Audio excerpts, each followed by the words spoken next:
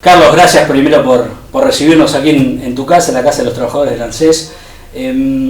Hace poquito tuvieron la posibilidad ya de cerrar la situación salarial, que ni más ni menos es casi envidiable la de los trabajadores del ANSES.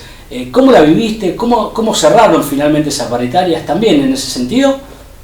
Estamos muy bien, la verdad que hemos llegado a consensos con Fernanda Raberta y la verdad que estamos en una situación envidiable, encima para los trabajadores de la formalidad, donde en este caso, como decía Cristina, hay trabajos formales que están sobre o bajo la línea de pobreza.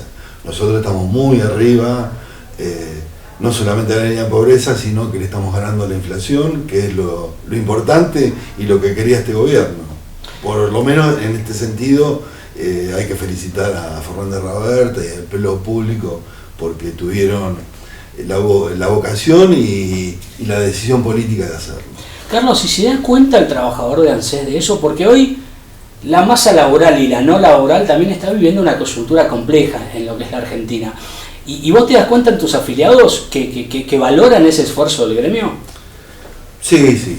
La verdad, nuestra organización gremial ha crecido exponencialmente durante esta época, principalmente en el periodo de Fernanda Raberta, y seguramente nos felicitan así cotidianamente los afiliados, pero también hay un tips que siempre tomo sobre la cantidad de currículum que me envían la sociedad en su conjunto, digamos, los trabajadores. Y si lo puedes ver acá atrás, tengo una pila así de 750 currículum de personas que quieren ingresar al ANSES. No creo que la gente quiera ingresar al ANSES porque cobra muy mal. En cuanto a lo bueno, porque, a ver, el órgano más sensible del ser humano es el bolsillo y hoy por hoy es una situación compleja de la Argentina. Ahora, ¿cuáles son los próximos desafíos que vos te ponés como dirigente gremial, como secretario general y en cuanto a la proyección del CECASPI? Mira, creo que vamos a tener un tema muy complejo como es el impuesto a la ganancia. El impuesto a la ganancia creo que tiene que darse una solución global a estas cuestiones.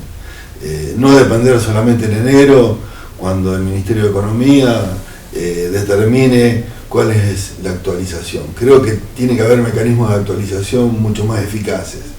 Como es eficaz la actualización del haber jubilatorio trimestralmente, yo creo que el valor o el mínimo imponible se tendría que actualizar trimestralmente de acuerdo a la combinación del RIPTE y esa combinación que hoy tienen los jubilados para actualizar su jubilación. Nosotros tendríamos que también actualizarlo con respecto a lo salarial y al mínimo imponible.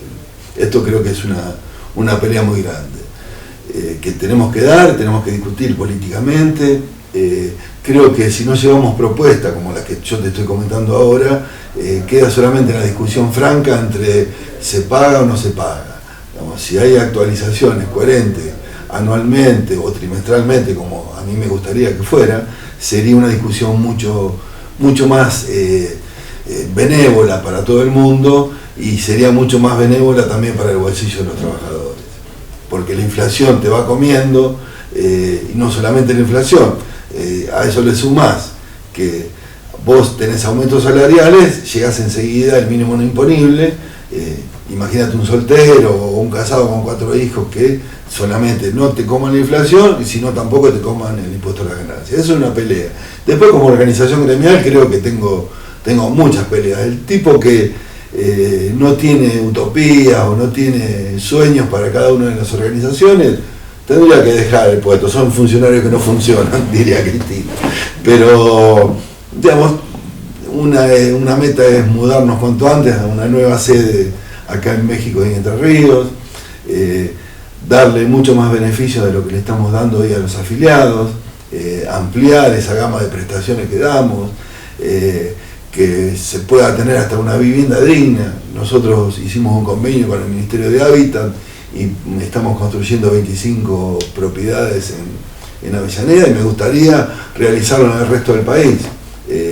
Brindar camping a cada una de las provincias que podamos tener.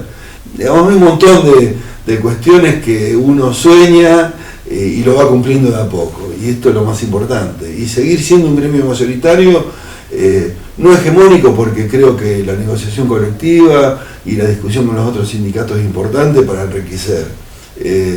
Por eso la hegemonía dentro del movimiento obrero a veces es medio siniestra, digamos. Lo pueden utilizar, que son los gordos, que dicen somos los capos y nadie me toca la quinta. No, uno como sindicalista tiene otra proyección, mucho más humilde, no solamente humilde, sino un poco más amplia y consensuada. El gobierno anterior fue una época en la que el trabajador del ANSES, muchas de las actividades, pero el trabajador del ANSES la ha pasado mal y han tenido que batallar bastante durante el gobierno anterior. ¿Cómo lograron recuperar durante esa transición? ¿Cómo fue esa transición del gobierno de Mauricio Macri al gobierno de Alberto Fernández para acomodar todo lo que hoy lograron acomodar? Mira, creo que durante toda la época de Macri, uno en vez de estar negociando salarios, estaba negociando despidos. Entonces la protección de la fuente de trabajo era fundamental, y a su vez también no perder el bolsillo, porque digamos es la función de un sindicato. Cuando vino el gobierno de Alberto Fernández, al principio estaba Vanoli, digamos, y justo nos agarró la pandemia, y fue un momento muy difícil porque digamos, había 10.000 necesidades mucho más fuertes de lo que podíamos tener nosotros como trabajadores formalizados. Imagínate que uno que está militando en política también cotidianamente nos pedían que vayamos a hacer los IFE a las villas. Es complicado, era complicado, digamos, pero pudimos empezar a incentivar la discusión colectiva como para empezar a recuperar lo que lo habíamos perdido durante el tiempo de Mauricio Macri, que fue casi el 25% del salario. Entonces me parece que estas cuestiones, uno no puede mirar para otro lado cuando estaba la pandemia. Entonces han fallecido delegados nuestros por su vocación militante, han fallecido de COVID, porque le pusimos el pecho a la bala, vendría a ser de esa manera, pero orgulloso que esta organización estuvo en la calle. Y durante la época de Roberta sí hubo una vocación mucho más fuerte, de una decisión política mucho más fuerte, de estar no solamente de recuperar lo salarial de parte de los trabajadores de ANSES, sino de una vocación política de poder incluir a la mayor cantidad de gente o de trabajadores dentro de la sociedad. Y no solamente fue el IFE, sino hubo varios hitos dentro del ANSES que fueron muy importantes, como bonos que se han pagado a los jubilados, a los trabajadores. La verdad que están realizando una muy buena gestión dentro del ANSES. Como dirigente gremial, ¿cómo te cayeron las declaraciones del expresidente de España, en la que decía que la sociedad argentina es una sociedad fracasada? Es lo que piensa él, y es Macri puro, digamos. Creo que esta derechización de la política que está sucediendo en el mundo, no solamente en Argentina, plantea más crudamente lo que piensa cada dirigente político, digamos. Y la representación de lo que piensa Macri es eso, digamos. Las empresas de Estado hay que borrarlas, o la tiene que gestionar un privado, digamos, llámese negocio, porque estos son negocios, digamos. Y bueno, me cae de quien viene. Sé lo que quiso hacer el ANSES. Imagínate que en el ANSES, el Fondo de Garantía de Sustentabilidad, cuando se fue Cristina, había 65.000 millones de dólares. Se fueron ellos y había 35.000. ¿Qué pasó con los 30.000 millones? En productividad no fue, en más trabajo no fue, vaya a saber dónde fue. Fue comida por las devaluaciones, fueron comidas por negociados, y negociados que no se pudo hacer gracias a la lucha de los trabajadores ANSES también. Carlos, ¿qué es Campana en tu vida? Y Campana es mi pueblo, es mi vida, es mi lugar, y es el lugar donde milito políticamente en el PJ. Hoy soy presidente del Partido Justicialista en Campana.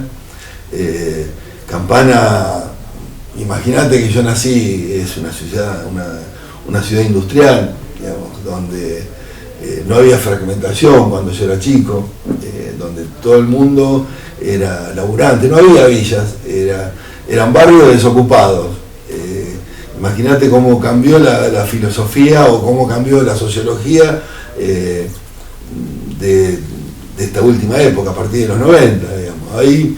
Hoy sí hay fragmentación muy fuerte, hay poco empleo, poco crecimiento, al margen de tener las empresas más poderosas del país dentro de la ciudad, no se genera el empleo que generan otras ciudades. ¿Y cómo es eso? Y es simple, no hay una vocación de parte del intendente, que también es un neoliberal, un hombre del PRO, que digamos, le da más bola a una pizzería o a una cancha de pádel que a la industrialización como uno estaba acostumbrado. Yo tengo una vocación clara de encarar un nuevo proceso político en Campana y estoy en eso. ¿Y qué se le dice al vecino? ¿Cuál es la solución a todo este conflicto que planteas, Carlos? Primero tenés ganas de ser intendente. Sí, tengo ganas de ser intendente, pero no solamente las ganas, sino la necesidad de ver a mi ciudad cambiada, que no solamente como una ciudad de Buenos Aires, que la ves linda, con las plantitas, con las balas, con todos los mosaicos esos que ponen en la calle, sino también que la gente pueda traer un plato de comida en su casa. Porque el tema de la delincuencia, el tema de la marginación es parte también por la falta de oportunidades laborales que tienen generaciones en Argentina y en la ciudad de Campana también, digamos. Hubo una reconversión donde pasaron de un parque industrial gigantesco a los 4 años de Macri y empezaron a decrecer. Y esa gente de dónde va a parar no se sabe. No se puede ir solamente a los servicios. Los servicios son efímeros en una ciudad industrial. Entonces me parece que el crecimiento industrial tiene que existir y fundamentalmente esto, digamos, es más trabajo para los campanenses. Por último te pregunto, la coyuntura nacional y cuánto te preocupa el proceso electoral que se viene. Pregunta difícil, digamos, la preocupación es inmensa. Creo que tenemos que pelear mucho para que estos procesos de ajuste que se vienen dando en la región, no solamente en la región, sino en el mundo, se terminen, que sea el consumo, la mayor productividad o la mayor producción de bienes para la mayor cantidad de gente en la sociedad, es la única forma. Entonces, cada vez que vemos aumento de tarifas, cada vez que vemos paritarias que no se cierran porque no hay una vocación política, por lo menos en el tema hasta el ministro hoy Moroni, donde tenía toda la oportunidad de poder haber cerrado el tema de los neumáticos, tardó un año, no sé por qué. Me parece que todas estas cuestiones son importantísimas empezar a superarlas, empezar a poner funcionarios que funcionen. Funcionar quiere decir que estén con la vocación de solucionar los problemas de la sociedad, que la comida no aumente, que la guita te alcance para poder vivir hasta fin de mes. Ya no estoy pidiendo ahorrar, estoy pidiendo que te alcance para fin de mes. Me parece que es una situación muy difícil que se está viviendo. Y eso influye en lo electoral. Si se puede mejorar todas estas cuestiones, bajar la inflación, poder mejorar lo salarial, seguramente vamos a tener muchas más chances, digamos. Uno no está en contra de Alberto, de Massa o de quien sea. Está a favor de poner políticas que mejoren la calidad de vida de los ciudadanos. La felicidad del pueblo, como decía Perón. Y en esto tenemos que seguir peleando, digamos. Esto es un frente donde la discusión tiene que existir y nos parece bárbaro. Y Alberto que le vaya de la mejor forma, digamos, por más que sea kirchnerismo y se sienta como que hay una pelea entre el kirchnerismo y Alberto, no es así, digamos.